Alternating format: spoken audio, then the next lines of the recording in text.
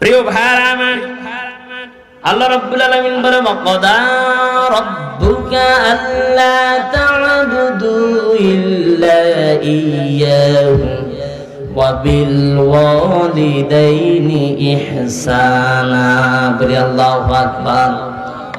আল্লাহ রাব্বুল আলামিন বলে ওয়াকাদা রাব্বুকা, তোমার রবের নির্দেশ, তোমার রবের অর্ডার হচ্ছে আল্লাহ তা'বুদু, পৃথিবীর জমিনে কারো ইবাদত চলবে না, ইল্লা ইয়্যাহু, একমাত্র শুধুমাত্র কেবলমাত্র এই পৃথিবীর জমিনে যদি ইবাদত চলে, ইবাদত চলবে একমাত্র কার?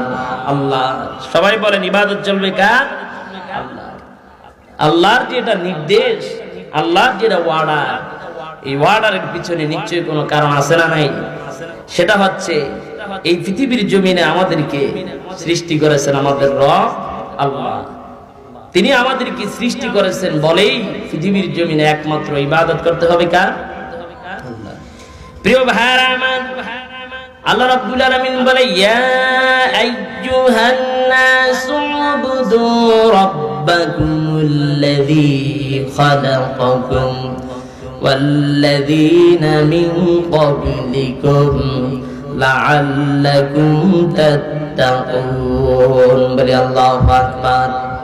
আল্লাহ রাব্বুল আলামিন বলে ইয়া আইয়ুহান নাস, পৃথিবীর মানুষ, উবুদু রাব্বাকুম, ইবাদত করো তোমার রব আল্লাহ তাআলার, আল্লাযী খালাকাকুম, যিনি তোমাদেরকে সৃষ্টি করেছেন।